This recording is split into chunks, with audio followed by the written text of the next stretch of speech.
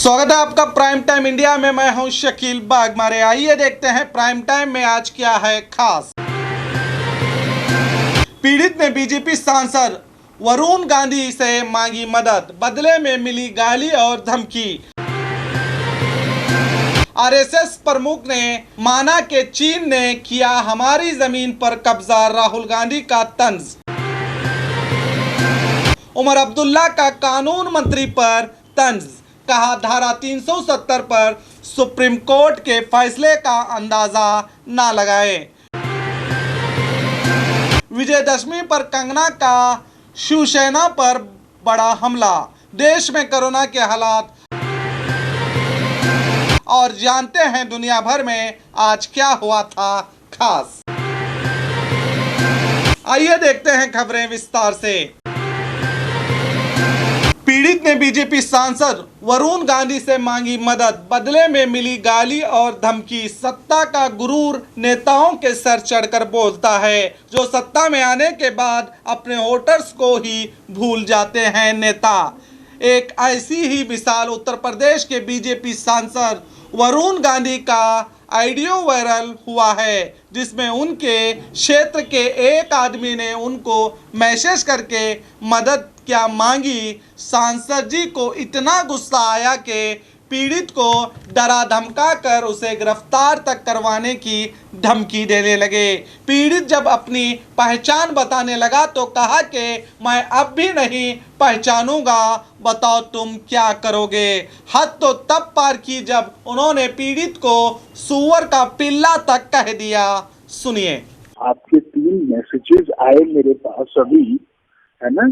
आपकी बड़ी हिम्मत है मैसेज भेजने के लिए, बहुत हिम्मत है आपकी, है ना भैया? मैंने कहा बहुत हिम्मत वाले हैं आप। मैंने बताया आप पहचान नहीं पा रहे थे मुझे। नहीं, मैं तो अभी भी नहीं पहचान रहा। अभी मैंने इसलिए अपना फोटो भी भेजा था पहचानने। आप मेरे घर पे आ चुके हैं। पहचान रहा अभी। सुनिए, मैं तो आगे भी आपको नहीं पहचानूंगा। आप क्या करेंगे? आप मेरे घर पे आ चुके हैं, मैं आपको हमेशा मैं कह रहा हूँ मैं तो आपको कभी पहचानूंगा नहीं। आप बताइए आप क्या करें? कोई बात नहीं भैया। नहीं, आप मुझे बता रहे थे कि ऐसे नहीं बोल रहे, ऐसे नहीं बोल रहे। आप मुझे बताएंगे भैया कैसे बोल रहे? भाई अगर थोड़ी सी मदद कर देते अगर मेरी आप तो बहुत उपकार होता। मैं भाई हूँ सुअर के पिल्ले, मैं तुम्हारा भाई हूँ? मैं तुम्हारा भाई हूँ? तुम आए हो यहाँ पे क्या मुझे बोल के आए? संस्कारों की बात करने वाली बीजेपी पार्टी के संस्कार अब वायरल हुए हैं, जो जनता दिन रात मेहनत करके इनके झंडे हाथ में उठाकर इनके समर्थन में नारे लगाकर इन्हें अपना कीमती वोट देकर चुनकर लाती है, और बदले में लोगों को मदद मांगने पर धमकी और गाली मिलती है। अब लोग कहने लगे हैं कि करके बड़े बड़े वादे तोड़ देते हैं, जनता को भगवान भरोसे छोड़ देते हैं। नेता से मदद मांगने की अब जनता की क्या औकात, इनके वादे याद दिलाओ तो ये जेल भेज देते हैं। आरएसएस प्रमुख ने माना कि चीन ने किया हमारे जमीन पर कब्जा, राहुल गांधी का तंज।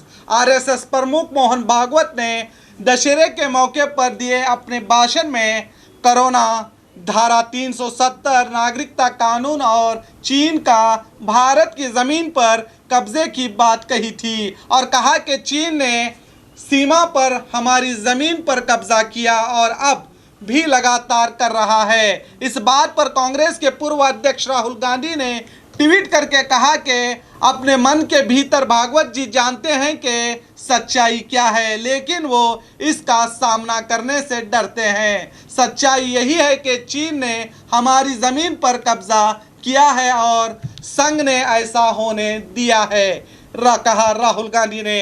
सरहद पर क्या हो रहा है ये सबको पता है, मगर कुछ बातें सरकार देश से छुपा रही है, जो आहिस्ता आहिस्ता लोगों को पता चल रहे हैं। मगर सरहद की रक्षा करते करते कुछ और वीर भगवान को प्यारे हो गए, शहीद होकर वतन के खातिर चमकते सितारे हो गए। मगर सियासत को शहीदों की कुर्बानी से क्या वास्ता, इनको तो अपने खेल में ही बड़ा मज़ा आता है।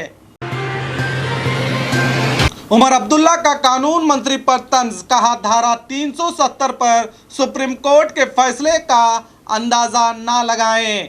नेशनल कॉन्फ्रेंस पार्टी के उपाध्यक्ष और पूर्व मुख्यमंत्री उमर अब्दुल्ला ने धारा 370 को बहाल नहीं करने संबंधित बयान को लेकर कानून मंत्री रविशंकर के बयान पर ट्वीट करके निशाना साधा है और कहा कि प्रिय रविशंकर प्रसाद जी, हम आपसे कुछ भी बहाल करने की उम्मीद नहीं रखते हैं, लेकिन जब तक सुप्रीम कोर्ट की आज़ादी है, मेहरबानी करके ये अंदाज़ा ना लगाइए कि मान्य जज क्या फैसला देंगे, कहा उमर अब्दुल्ला ने।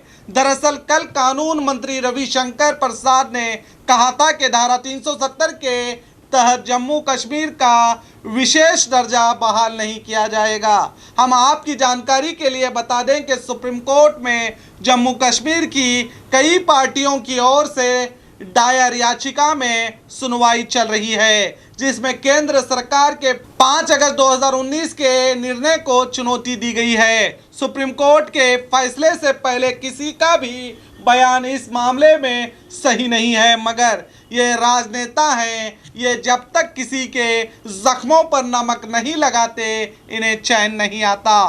फैसला क्या आएगा पता नहीं, मगर जो भी फैसला आए उसे सभी को मानना होगा। विजयदशमी पर कंगना का शिवसेना पर बड़ा हमला। कंगना ने शिवसेना पर बड़ा हमला बोलते हुए कहा, पप्पू सेना मेरा घर तोड़ सकती है, मेरा साहस नहीं। दरअसल कंगना ने अपने ट्वीट पर 2 तस्वीरें शेयर की हैं, जिसमें उनके ऑफिस के मेन गेट और बंगले की टूटी हुई दीवारें दिखाई दे रहे हैं, जिस पर बीएमसी का बुलडोजर चला था। इन तस्वीरों को शेयर करते हुए कंगना ने लिखा कि मेरा सपना टूटा है, तुम्हारे चेहरे पर मुस्कान है संजय राउत। पप्पू सेना मेरे घर तोड़ सकती है, मगर मेरा साहस नहीं। और आगे लिखा, बंगला नंबर 5 बुराई पर अच्छाई की इस दिन को सेलिब्रेट कर रहा है, हैप्पी दशहरा, लिखा कंगना ने। कहते हैं आज रावण को मारकर राम ने बुराई पर अच्छाई की जीत पाई थी, मगर इस कलयुग में कौन राम के पात्र में है और कौन रावण के पात्र में है पता नहीं चलता। हम तो बस इस पवन अवसर पर इतना ही कहेंगे कि अपने अहंकार को जलाकर अपने मन में बैठे रावण को मार देना चाहिए, तभी सरेआम रावण के पुतले को जलाने का असली उद्देश्य देश को हासिल हो पाएगा। अब देखना है कि कंगना के इस ट्वीट का शिवसेना क्या जवाब देती है, ट्वीट करती है या कोई नया एफआईआर करती है, देखते हैं। देश में कोरोना के हालात। पिछले 24 घंटों में देश में 50,129 से ज़्यादा मामले सामने आए हैं। अब देश में कोरोना मरीजों की कुल तादाद बढ़कर 78,64,000 के पार हुई है। पिछले 24 घंटों में 578 लोगों की मौत होने से इस बीमारी से मरने वालों की कुल तादाद बढ़कर 1,18,534 हो चुकी है। देश में एक्टिव केस की तादाद घटकर 6,68,000 के पार हो गई है। वहीं इस वबा से ठीक होने वालों की संख्या बढ़कर 70,78,000 के पार पहुंच गई है। रिकवरी रेट बढ़कर 90% हुआ है, तो वहीं मौत का आंकड़ा घटकर 1.51% हुआ है। इन आंकड़ों पर अगर गौर करें तो मरीजों और मरने वालों की संख्या दिन ब दिन कम हो रही है, जिससे लगता है कि आने वाले कुछ महीनों में इस महामारी से लोग आज़ादी पालेंगे। आज 25 अक्टूबर है, चलिए जानते हैं आज क्या हुआ था दुनिया भर में खास। आज ही के दिन 1951 में देश के पहले आम चुनाव की शुरुआत हुई थी। भारतीय गीतकार और मशहूर कवि साहिर लुधियानवी का आज ही के दिन 1980 में निधन हुआ था। आज ही के दिन 1945 में दूसरे विश्व युद्ध के बाद चीन ने ताइवान पर कब्जा किया था। आज ही के दिन सन 2000 में अमेरिका का डिस्कवरी यान 13 दिन के अभियान के बाद कामयाब वापस लौटा था। और खबरों के लिए देखते रहिए आपका अपना B news nation prime time India.